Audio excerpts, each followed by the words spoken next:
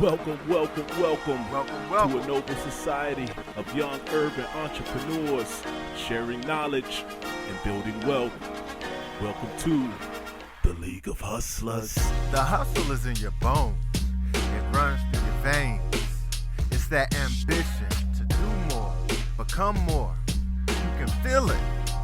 You know you have what it takes. You know you can build a life you've been dreaming of. It's time you live up to your potential. Welcome to the League of Hustlers. Welcome back, ladies and gentlemen, to the League of Hustlers podcast. You know what it is. It's a motivational podcast for the heavy hitters and the go-getters where we share knowledge and build wealth. Pull up a seat to the round table. Welcome. I'm your co-host, HT. And I'm CD Barnes. And this is the League of Hustlers. And this episode, we have another treat from my favorite book, The Science of Getting Rich. Okay, The Science of Getting Rich. One of the most influential books in the world, a top seller. All right, and this is written by Wallace D. Wattles, and this is part of a series. Okay, and today's chapter that we're gonna expound upon and talk about is chapter 2. Okay, there is a science of getting rich. Okay, chapter 2 is called There is a Science of Getting Rich. And all we want to do is just really examine this. Okay, really examine some of the passages and really just dive deeper. Just as a little backstory, when I started reading the book, my life just took off. All right, it put things in context, and it opened my eyes to a lot of stuff, and a lot of what goes on in our lives comes from how we think. Okay, and the book just expounds upon that. All right, so CD, what's one of the quotes that really stood out to you from chapter 2? Let's just jump right into it. All right. Right into it, man. To me, chapter 2 is kind of like an intro to what's about to happen through the rest of the book. All right. Indeed. So right off the bat, the quote is, "There is a science of getting rich, and it is an exact science like algebra or arithmetic." Boom. That right there to me is like, it's like, okay, now what? Because I get math. I get science. I understand it. 1 + 1 = 2. So what the author is telling us is that he has a formula, a step-by-step process. And the thing about math, the thing about science, if it applies, as he says, then it works for everyone. Right. Is the thing. It's certain. It works for everyone. Exactly. It's certain. 1 + 1 = 2, and that's everywhere you go. So that's one of the main points that stood out to me, and why I think this book is so profound to begin with is that he's, basically saying this is available to everyone. It's just like math, Yeah. Just like that, man. What about you? What's the point that you had that kind of stuck out with you that brought it home for you? Dude, it's so much stuff in here, bro. Like it's this chapter. I've read it like so many times. I reread it so many times, but here recently, a certain thing, no pun intended, but something jumped out at me. And it's the fact that he focuses on certain way. So if you get the physical copy of the book, in the book, you'll see that he capitalizes certain way. And all throughout the book, he's talking about certain way.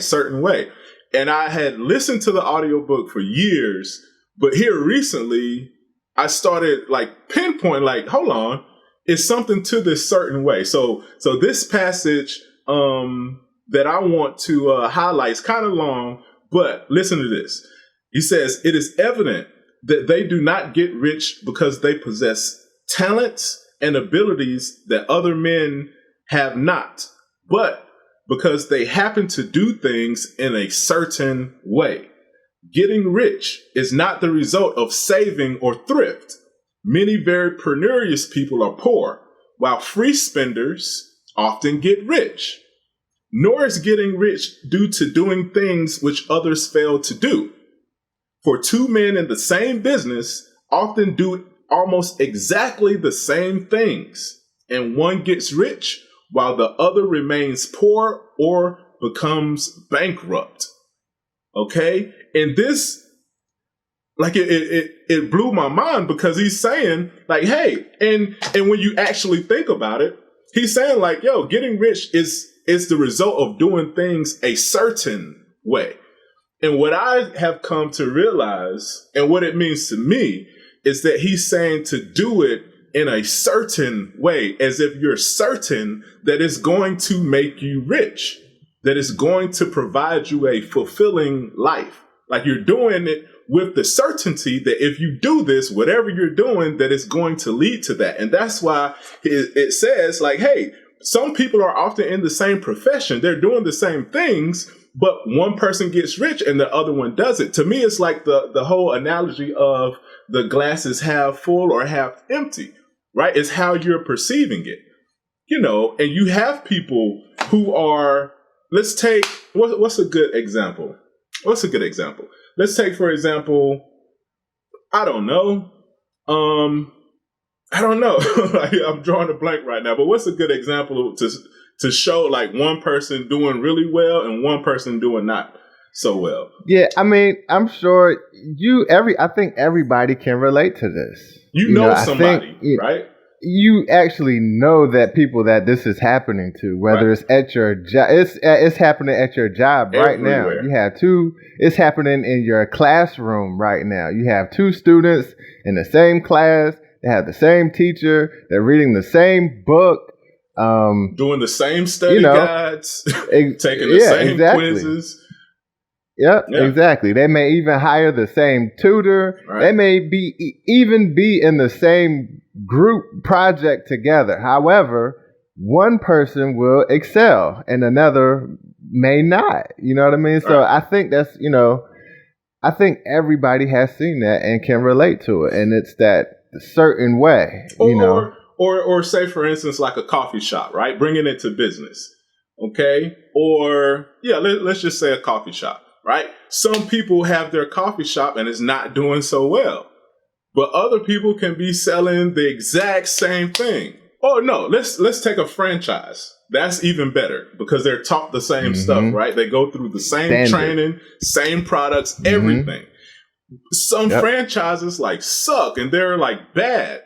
They're on the verge of failing, right? But then you have another franchise owner who's excelling and they're growing and, they're fruitful. And so to me, what this passage is saying, what this chapter is saying, is that, like, you have to approach it in a certain way, right? I would guesstimate that the successful franchise owner is doing things in a certain way. He's certain that it's going to provide a certain level of income, while the failing franchise owner is doing things in a not so certain way. They're not certain that it's going to provide what he wants it to provide in terms of income. They're not going to hit those goals, right? And so the successful one is going in knowing, like, okay, we're going to do this. We're going to hit these goals. And everything that we do is on track to hit these goals, while the other person may not have those goals, right? And may not be doing things in that certain way. Okay? I know that was a little long, but yeah, what's next? It's valid. It's relevant, though. And that kind of actually segues into the next point that I was going to bring up, which has to do with a certain way as well. And basically, direct from the book, getting rich is not depending upon your engaging in some particular business, but upon your learning to do things in a certain way. And the beauty about this book is that it's, number one, it's not long. It's easy to read. The chapter is it's so easy to digest. Right. So, but this particular line right here to me is like, when he says certain way, I see it as particular, like certain as in, a particular way.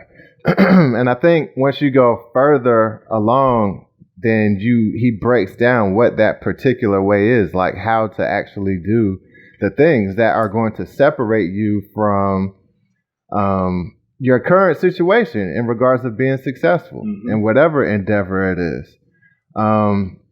Whether it is, and I don't want to get too far along in what that certain way looks like, those particulars, because like we'll get to those chapters. But the important part is just know that the difference is not, the talent. And that's what he's trying to get across in this chapter. It's not about how talented you are. We see that everywhere. There's tons of talented people that that aren't excelling in that industry. And then for some reason, you see tons of people who seem to be less talented, right? And they are successful in that industry. Or people who work. You're looking at them like, man, how this guy? How this shit? Like, what on earth? Right. But you don't, what he said, you ain't got to look at him like that, right? Right. Yeah, because it's not about the talent. It's not about, hard work has its place, but it's not solely based on who works the hardest, who works the longest, who wakes up the earliest, or, there's certain things or particular details that need to go into your equation that will make you successful. That's kind of how I see that. Right. Yeah, man. Yeah. So next up, all right, here's one that stood out to me as well. It says, if anybody else in your town can get rich, so can you. And if anybody else in your state can get rich, so can you. Again, it is not a matter of choosing some particular business or profession. People get rich in every business and in every profession, while their next door neighbors in the same vocation remain in poverty. Wow. Think about it. It's powerful. And it's so true. You know what I mean? It's true. It's so true. It's not a matter of location, right? If that's the case, everybody in one city would be rich, or in one neighborhood would be rich. But we find that all the time that's not the case. And, to double back really quickly, when we're talking about rich, we're not only talking about money.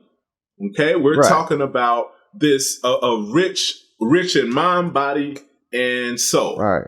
Okay. So rich lifestyle. Yeah. 360 approach, a holistic approach. So also keep that in mind. So, and I bring that point up because you can have people who stay in these really affluent neighborhoods, right? And it's all, $1 million homes. Okay. But when you actually look behind the scenes, some of these people may be stressed out, on the verge of, committing suicide, or on the verge of divorce, or on the verge of who knows, they may be alcoholics. They may abuse, themselves in other ways. So when we say rich, keep in mind that we're talking about a holistic approach. So some people, what he's saying is that some people, it's not a matter of location. It's not a matter of the business that you're in. It's not a matter of any of these outside things. It's a matter of doing things in a certain way. All right? Right. What you got? Hey, you know what that makes me think of, though? What's that? It's just that, man. And some people call it luck. You know what I mean? You ever seen somebody and they're just like, man, I'm down on my luck, or everything, no matter what I try, it doesn't seem to work. Right. Or vice versa, you have people that have like the Midas touch. You know what I mean? That's it doesn't matter baby. what. That's me, dog. Everything I touch turns to gold. Yo, it don't matter what project, what business, what relationship, it doesn't matter where you put them. It doesn't matter where you put them. They're going to excel. Fruitful. And exactly. Fruitful. No matter where you plant them, they're going to be fruitful. It's like they're bringing their own formula. They're bringing their own nutrients with them. They're going to be fruitful wherever you plant them. And it's because they're doing things in a certain way. You know what I mean? Like, that's what this chapter is all about. I don't have any more basic, like, quotes or takeaways, like, straight from the text, but That's basically what I get from it, man. Doing things in a certain way. I got one more. 2 people. Yep, go ahead. Yeah, so I got one more, bro. All right, and we're going to end it on this one. But before we do, if you found something in here that stood out to you, make sure you hit the like button. Make sure you subscribe to the channel. Make sure you hit the notification bell. Like I said, this is going to be a series where we're going to go through this whole entire book. All right? So, next up, last quote. All right? He says, "You may be the poorest man on the continent and be deeply in debt. You may have neither friends, influence, nor resources. But if you begin to do things in this way, you must infallibly begin to get rich, for like causes must produce like effects." And that ties right into what you were saying about the Midas touch. You can't deny the Midas touch. Like causes produce like effects, right? There you go. And this plays into causation, right? Which is a whole nother topic. Look it up on your own, all right? Causation. Homework. Oh, there you go. That might be the challenge, right? But this plays into what he just said. Like causes produce like effects. The Midas touch. Yeah. If your cause is to be fruitful, your cause, the whole reason why you're doing anything, right? The cause behind it is to be fruitful. You have no choice but to produce fruit. Okay? And I find this evident in nature, right? The cause of the seed is to grow and produce whatever it grows into, and then produce 100,000 more seeds so that they can do the same thing. All right. And you know, that's a plant. You know, how much more gifted and talented and important are we as humans? Right? We have the option to do the same thing. So plant them seeds, baby. I go around planting seeds everywhere. Yeah. Why? Because I know they're going to be fruitful. I know they're going to be fruitful. Okay? So, what's the challenge, man? What's the challenge for this episode, brother? The challenge for this episode. All right? You already know. League of Hustlers. Every episode, you must walk away from here with an actionable challenge. Know it. Giving you homework.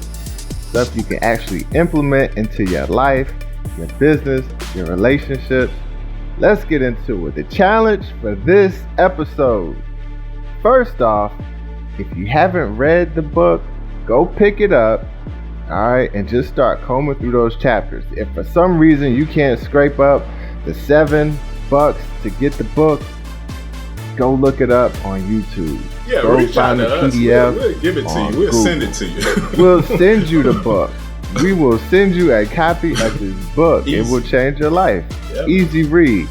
But look at the way you're doing things.